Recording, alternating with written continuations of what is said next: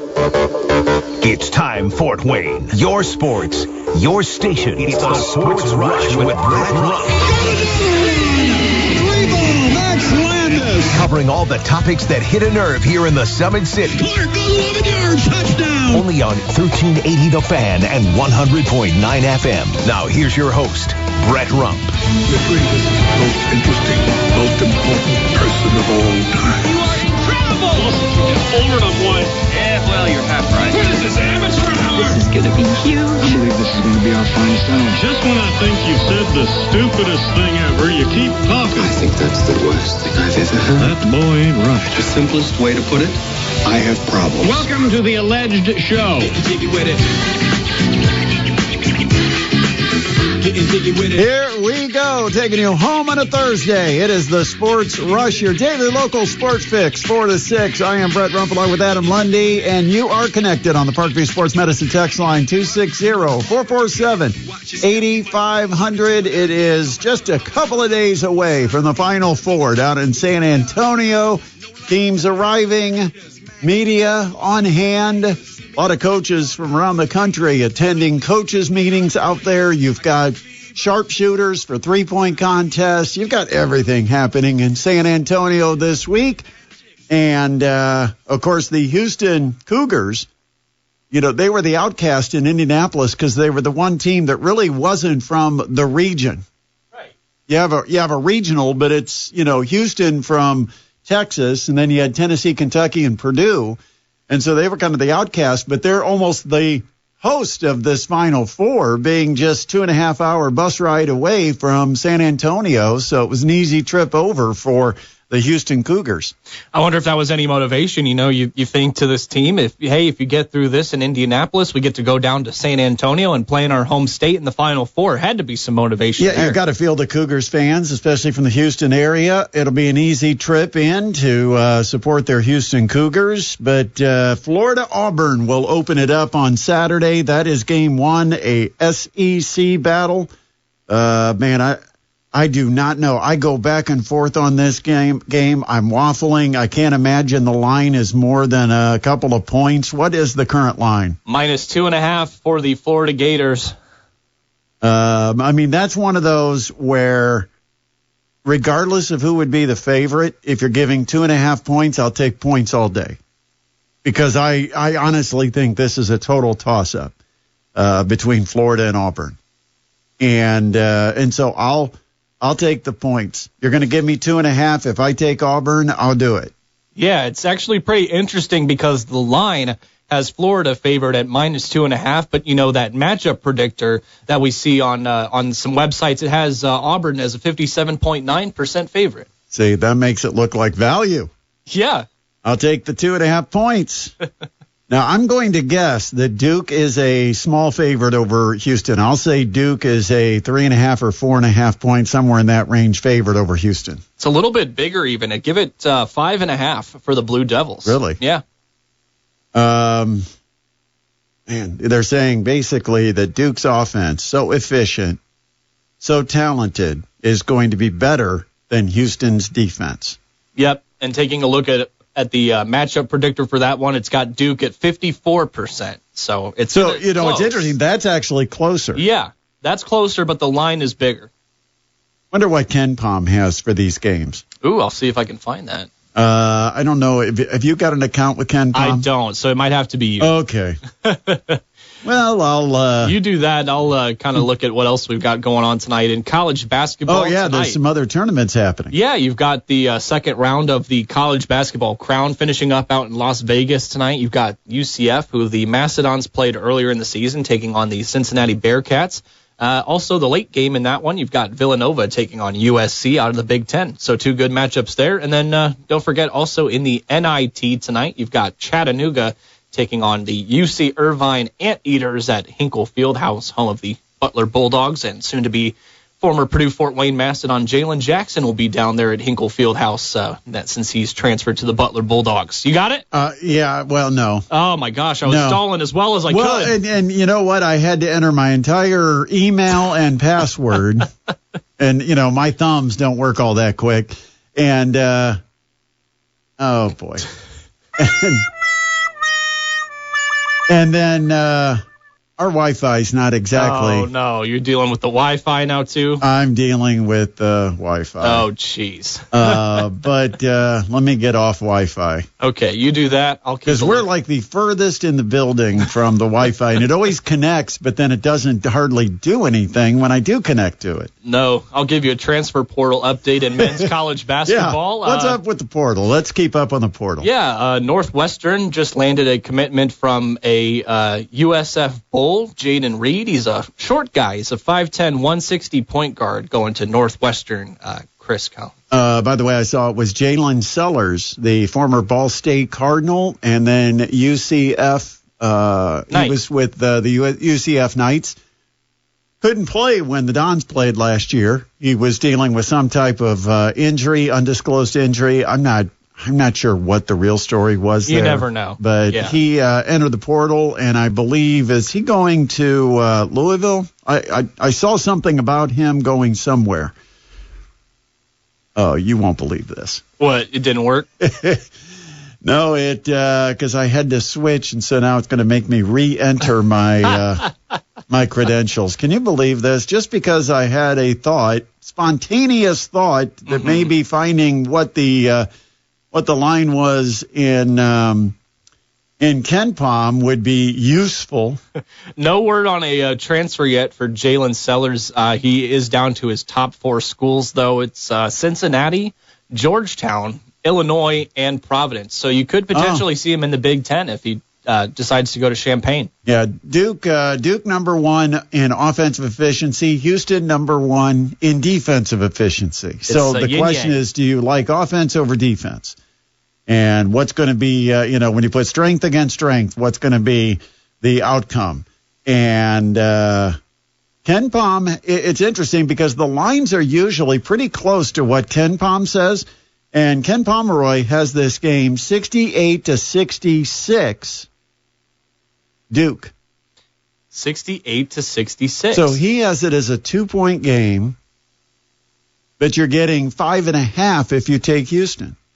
Yeah, plus 5.5. Yeah, on Houston right now. And it's what you would consider a Houston home game or more of a Houston bias. Yeah, being played in Texas. The over/under is set at 135.5. All right, let's see if I can do this again. Would it hit according to KenPom?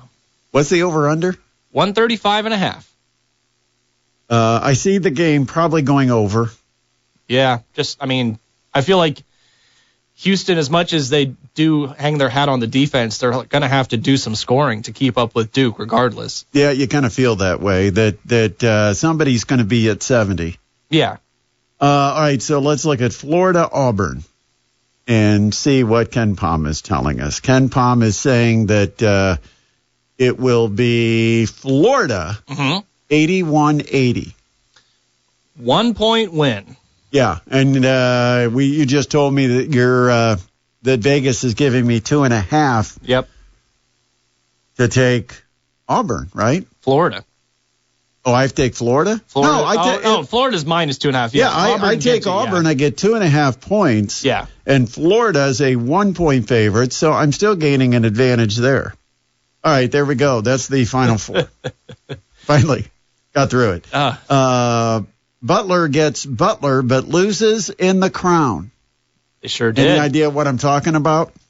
Did they get a transfer whose last name is Butler? Yeah, they did. They actually did. Can you believe a kid, Yame Butler from Duquesne, who the Mastodons played this year, is joining Jalen Jackson as a Butler Bulldog, announced his commitment. And so Butler gets Butler, but they got butlered by who beat them last night? Boise State. Boise State. Yeah, it was a shootout, 100-93 in the Crown. Yeah, and I'll tell you what, watching Butler, I can see why they were so high on Jalen Jackson, because it just seems like they don't have guys that one-on-one can beat their man in isolation and go get a bucket. They're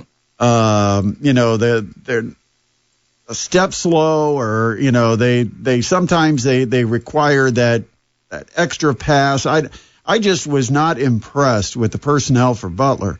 Of course, Pierre Brooks has had a really good year, but they shut him down. Yeah. And it ended up being Finley Bizjak. Is that right? Bijak? I don't know. But he ended up with 30 points, and he hit 6 of 9 from distance. That's impressive. But Boise State, they got 27 from Javen Buchanan off the bench. He was 11 of 13 from the field. Yeah. And, you get 27 points from somebody off the bench. You're in pretty good shape. Boise State advances in the Crown. And games tonight, these are still, are these quarterfinals? Yes, it's still the second round, but next round is the semifinals, so it moves fast. And who we got tonight? Yeah, tonight, excuse me, you've got UCF taking on Cincinnati at 7 o'clock p.m., Fox Sports 1. And then 9:30 p.m., you've got Villanova taking on USC, 9:30. Also tonight, and I know we got to bring this up for Ryan, because Ryan's feeling a bit withdrawal because... Yeah, I saw this tweet from my guy here. He said, not only do we not have a game to broadcast tonight, but also...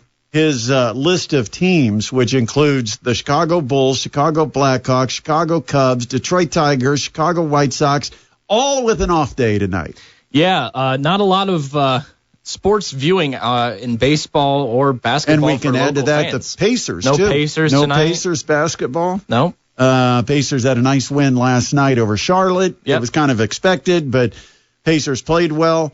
And Miles Turner with 15 and 9, and Tyrese Halliburton a double-double with 22 points, 10 assists, including a nice bounce pass alley-oop to Obi Toppin. Yeah, having too much fun at that point. Does it still hurt you a little bit when you see Toppin making plays for the Pacers as a former Knick, and, of course, you're a Knicks fan? No, not really. I mean, he's always had that ability to get some really exciting dunks, and you love to see that, and it gets the crowd hyped up. But as an overall player, I'm not. We have OG Anunoby, who is a quite much better forward. One of the more interesting results from the other night. What you got? Remember, the Heat really struggled for a long period while they had that big cloud hanging over them with Butler and what Jimmy Butler was going to do, and that he didn't want to stay in Miami, and he was, wanting to be traded. Yeah. Miami was not performing very well on the court during that time. They finally kind of clear the air. They know who they've got. Khalil Ware is now in the starting lineup. He was against Boston the other night. And the Heat pretty well whooped up on the Boston Celtics. Yeah, definitely a good win there for the Heat over the Celtics. I'm sure all the Celtics fans will say, we were just taking it easy. It's the end of the regular season. We're getting ready for the playoffs, blah, blah, blah. But no, it's still a great win, absolutely. Yeah, that's one of those games where I was trying to figure out what are the odds now that they could possibly meet. And for Miami, they'd have to jump up a couple of spots in the standings to be able to get to the 7th spot. And if they get the 7th spot, they would play Boston in the first round. But right now they're sitting, I think, either 9th or 10th, so they'd have to work their way up to at least 8th, because only the teams in 7th and 8th can get that number 7 spot. Right. Best you can get if you're a 9th or 10th is the 8th in the playoffs. Spot. Right. Yep. So and then that would be head-to-head against Cleveland. Yep. Who continues to look good. They do. Although they went through a little bit of a slump, but they look good last night. All right, we'll take a break. We're going to come back. NFL rule changes. The owner's been meeting, and there's some buzz about some new rules coming to the NFL. We'll talk and give our thoughts on it. Also, Eric Dutkiewicz will join us before the hour is over. It is a Thursday edition of the Sports Rush on 1380 The Fan and 100.9 FM. This is Joe Tippmann, and you're listening to the Sports Rush with Brett Rump on 1380 The Fan and 100.9 FM. Eric Dutkiewicz for Parkview Sports Medicine is going to be joining the program here in just a few minutes. I am Brett Rump along with Adam Lundy. It is your daily local sports fix, 4 to 6 with the Sports Rush. 260-447-8500 is the Parkview Sports Medicine text line. Questions, comments, or suggestions, 260-447-8500. Taking a look at the latest news from the portal tracker. First of all, let's look at the Indiana schools where you've got IU. Now, we know that the players that have transferred out of Indiana include Gabe Cupps, Malik Renew, Ja'Kai Newton, Mackenzie Mbako, Miles Rice, Kanan Carlisle, and Bryson Tucker. And so far, Cups is committed to Ohio State. Renew recently committed to Miami. And Baco still not found a spot? No, nothing on McKenzie yet. And then Indiana has added a couple of guys. Connor Enright out of DePaul, who used to be at Drake and has kind of followed Coach DeVries. So a point guard that Coach DeVries and has a great relationship with, and he knows what to expect. And also a guy that Enright played with at Drake in Tucker DeVries, who transfers in, and it's official, from West Virginia. He'll be an Indiana Hoosier. Also, Trent Sisley, he played down at Hamilton Southeastern last night at an event. Trent Sisley still on board as an incoming freshman recruit for the Indiana Hoosiers, a roster of 3. They'd like to make it 4 if Luke Goody can get cleared for that extra year of eligibility, as he's applied for a medical waiver and trying to get that medical redshirt year. Boilermakers, out is Will Berg, the 7-foot-plus center. Brian Waddell, whose dad starred at Purdue, and Waddell was kind of a under-recruited player out of Carmel High School, and he's just never gotten an opportunity, obviously, with Purdue. Miles Colvin, again, another guy whose father has Purdue connections. Of course, his dad was part of the Boilermakers football program. His sister is on the volleyball team. But Miles Colvin is in the portal, and Camden Heidi also in the portal. But Purdue did get a pickup, and it was a big pickup, figuratively and literally. And Yeah. Oscar Clough, the 6'11" big man out of South Dakota State. Yeah, the Australian fella. He's going to be a big contributor to Matt Painter's offense next season. I think one of the more interesting transfers that I saw today, because I am baffled by this, knowing the rivalry. This is like Purdue IU. In the Summit League, you've got South Dakota State and South Dakota. Both of them have had really outstanding women's programs. South Dakota had a run, and then their coach ended up in Nebraska. Then they got another coach, and I think she is, I don't know where she's at. She ended up going off to another big program. But you've got South Dakota and South Dakota State as kind of 2 of the top programs, women's basketball, in the Summit League. But they also are only separated by a couple of hours. They're a big rivalry. In that state, they are the Purdue and IU of South Dakota. And I can't believe that a girl has the courage to transfer from South Dakota State to South Dakota. Yeah, the name is Jenna Hopp. Yep. Who was, a freshman of the year or newcomer of the year, something like that? Yeah, very good player. So going from South Dakota State to South Dakota. Drama. It's going to bring a little extra juice to the rivalry. Yeah, definitely. And I mean, now it's one of those ones that really didn't need more juice, but it's there now. 260-447-8500. Coming up tomorrow, we've got Tin Caps Baseball. The season begins, and of course that means we will be ready here at 1380 The Fan and 100.9 FM as we bring you 132 games of Tin Caps Baseball throughout the year, either on air or online. Don't forget, if you don't hear the Tin Caps game, you can always check the stream at 1380thefan.com or at tincaps.com. But we'll have the broadcast starting tomorrow night right here on the radio with Mike Maz and Jared Taylor. Jordan. Jaden Taylor. Jaden Taylor, yeah, you got it. Yeah. You got it. We're all good. You nailed it. Okay. All right, you look concerned. Well, I thought you said Jordan. No, we're good. Jaden Taylor and Mike Maz on the radio call for Tin Caps Baseball coming up tomorrow night. Yes, sir. What else is going on? Oh, we talked about Maria Marquesano, a couple of names that have entered the portal. Mm-hmm. Madison Gears and Taya Steinauer. For those that followed the program this year, Gears, a very seldom used freshman, got some mop-up duty here and there. Got into a couple of games in like the third quarter for a minute or so to finish out a quarter, but primarily a seldom used backup guard. And Taya Steinauer, who had rotational minutes throughout most of the year, a guard with good size, somebody that Maria Marchesano covets. She was almost 6 feet tall and just a good athletic frame. And she decided that she is going to enter the portal. And you just wonder if it's homesickness, which is common with a lot of freshmen. But I look at that program and I'm thinking, there's nobody on the roster. You've got a wide open opportunity ahead of you.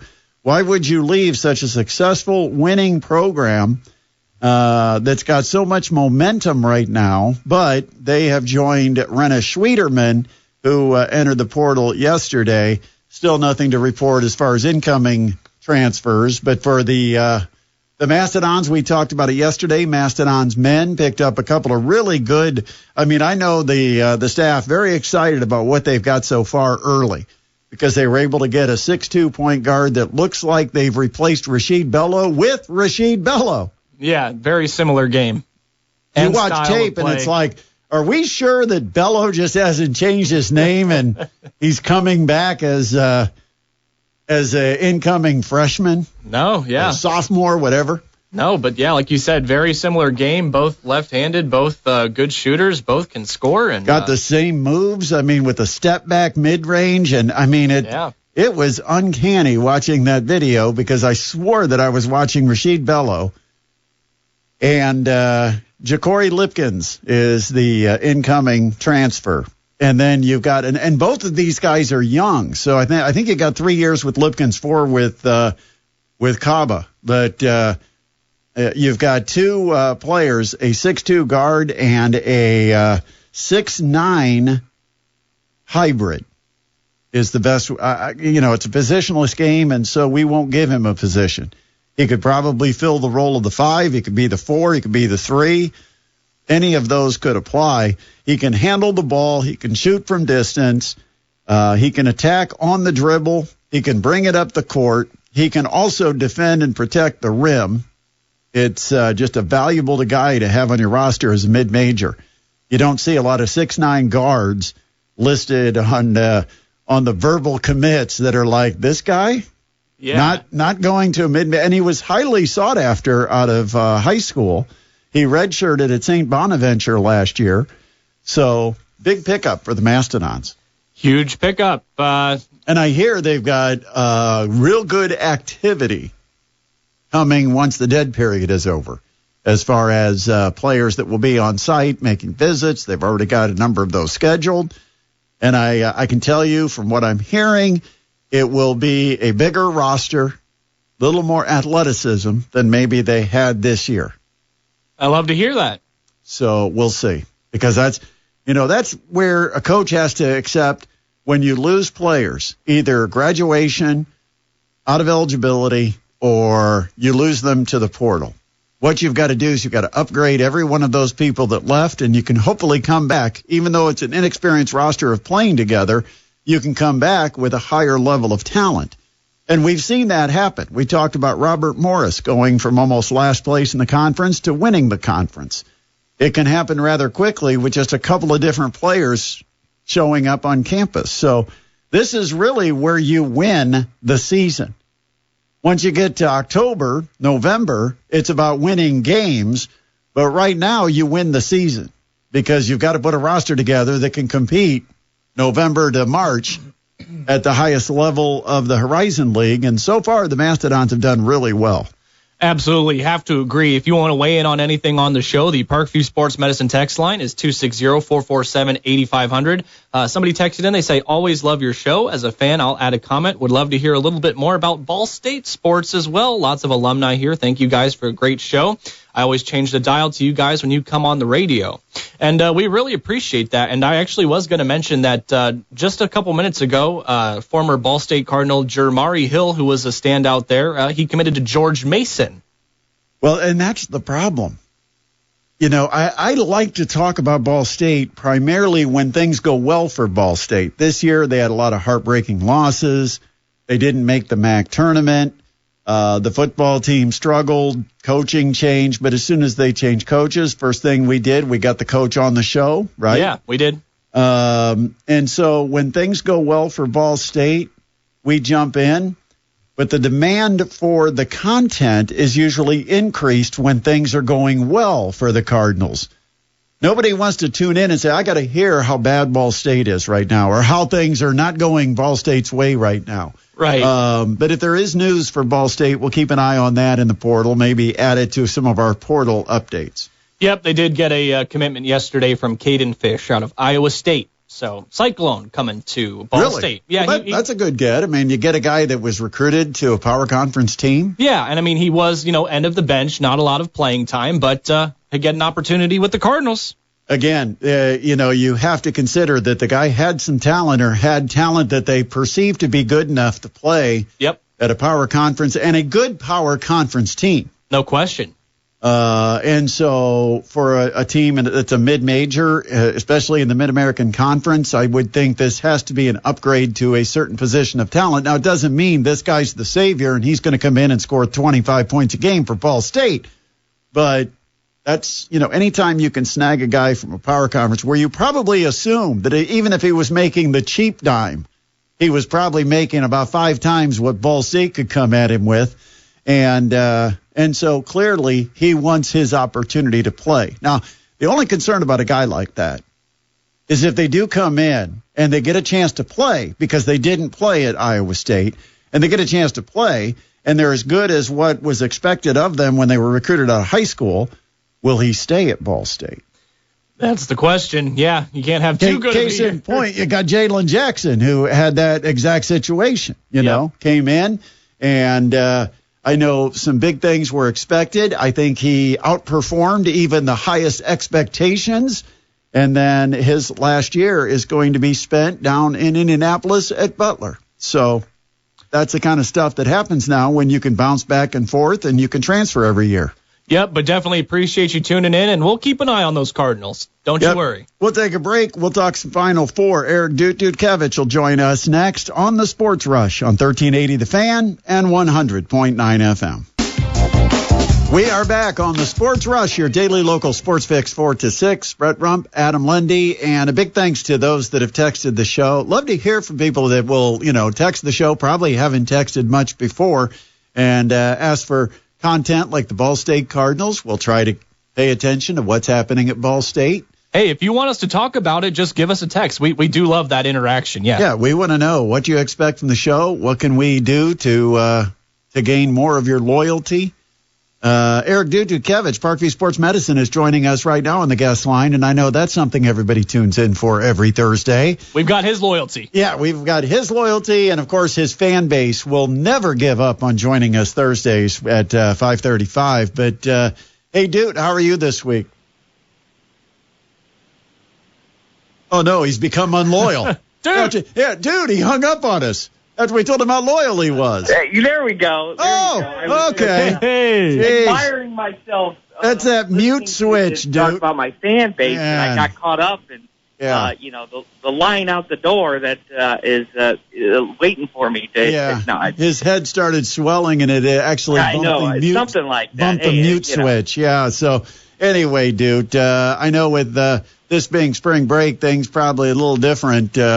Around PSM, but we wanted to kind of catch up with you on a number of things. First of all, one of the PSM schools, and we always want to recognize those that accomplish great things, and it was accomplished this past week when the Manchester Squires went down to Indianapolis and proved they were the best in Class 2A basketball. Big win for Manchester.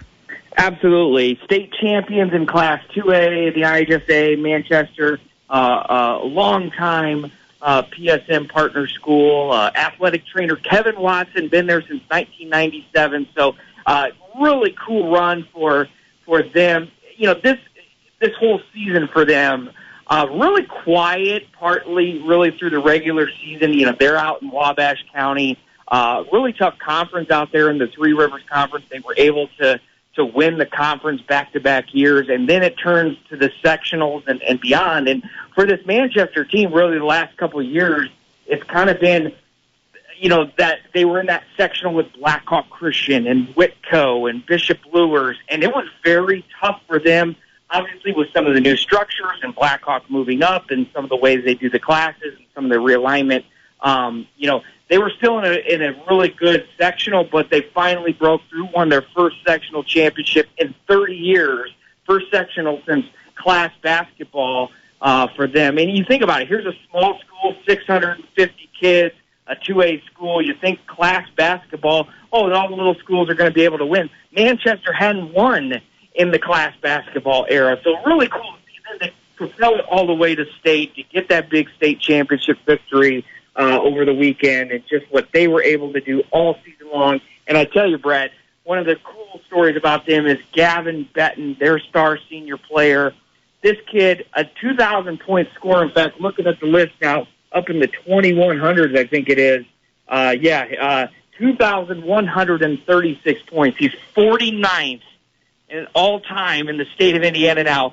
Interestingly enough, real quick, he bumped out of that list Steve Alford, and he's passed Sean Kemp. Wow. At the state championship game. So pretty cool finish for him, and wonderful season for Manchester. Their first state title in boys basketball, second state title in school history, and just what they were able to do, remarkable stuff, and we certainly congratulate Manchester. I know this wasn't on the list of topics we were talking about, but as a resident Boilermaker fan, I do have to ask, Doot.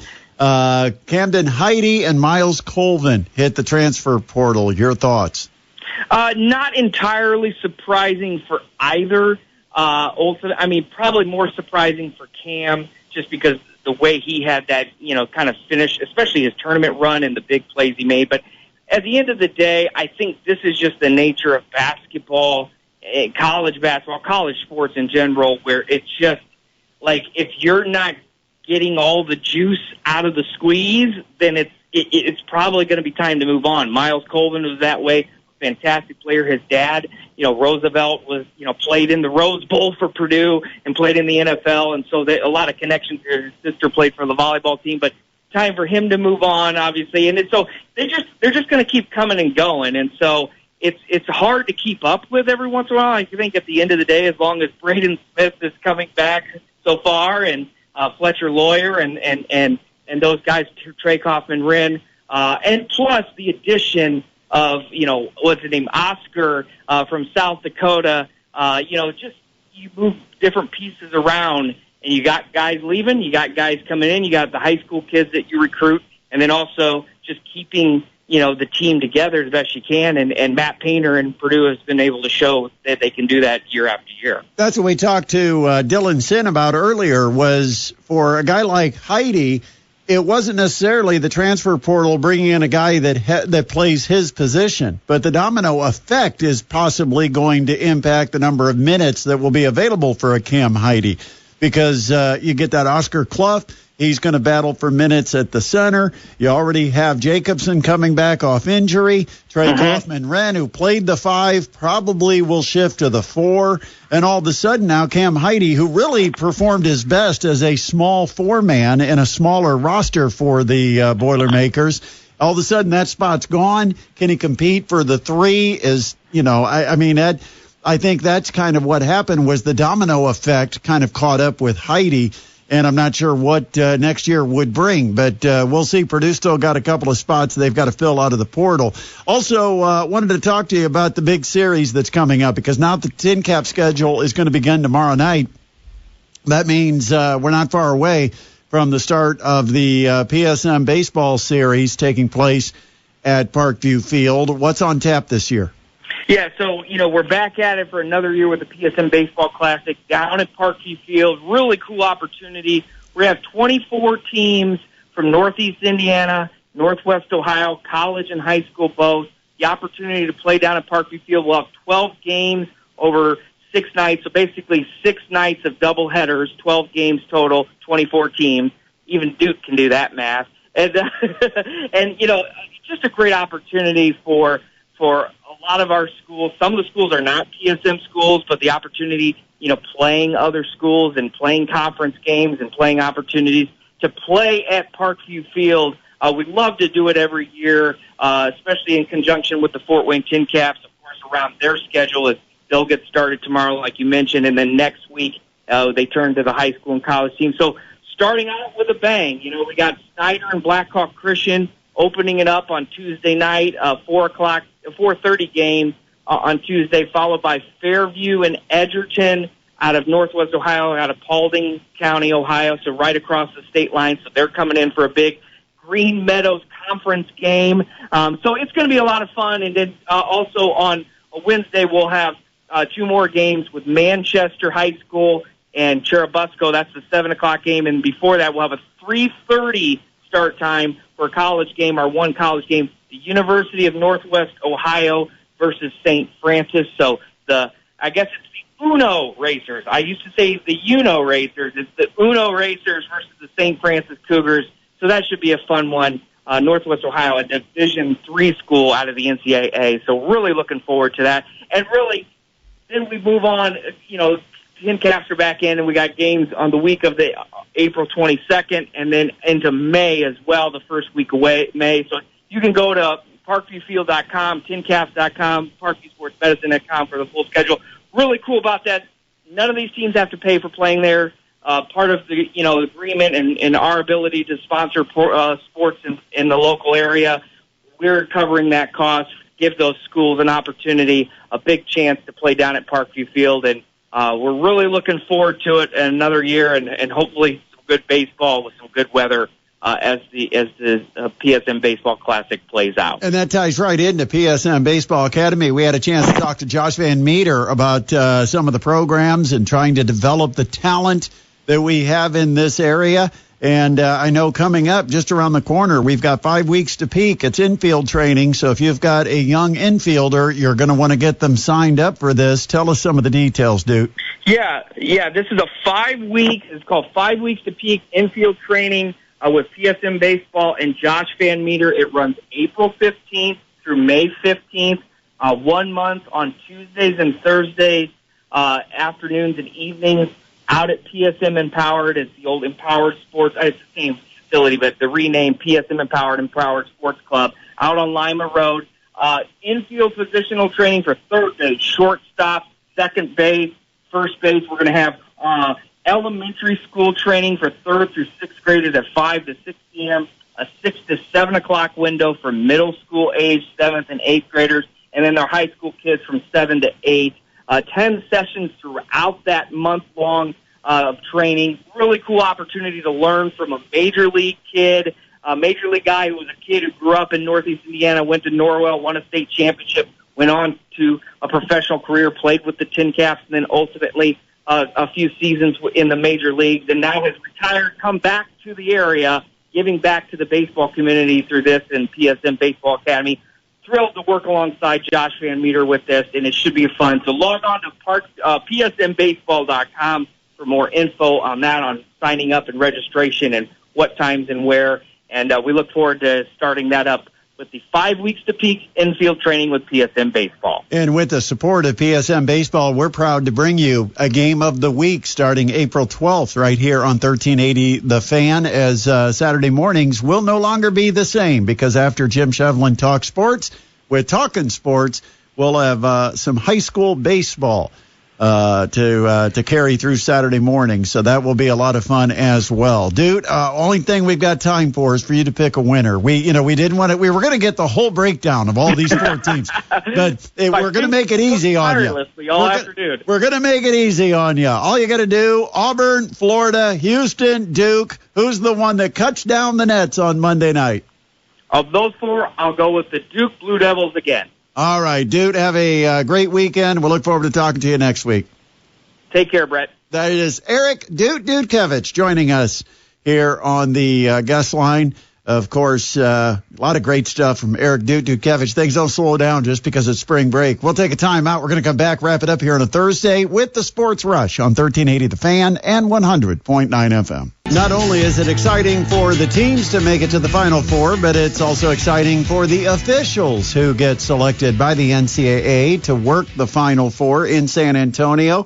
And earlier this week, the NCAA notified the 11 officials that have been chosen to work this year's Final Four. Roger Ayers, James Breeding, A.J. Desai, Ronald Groover, Michael Irving, Keith Kimball, Terry Oglesby, Tony Padilla, Doug Shows, and Doug Sermons, plus Courtney Green used to do a number of Mastodons games not that long ago, so it's kind of great to see him get an opportunity at the Final Four. But congratulations, those are the officials that you'll see on the court with Florida Auburn and Houston Duke battling it out on Saturday, championship game on Monday, and of course we'll have all the coverage of the Final Four right here on 1380 The Fan and 100.9 FM.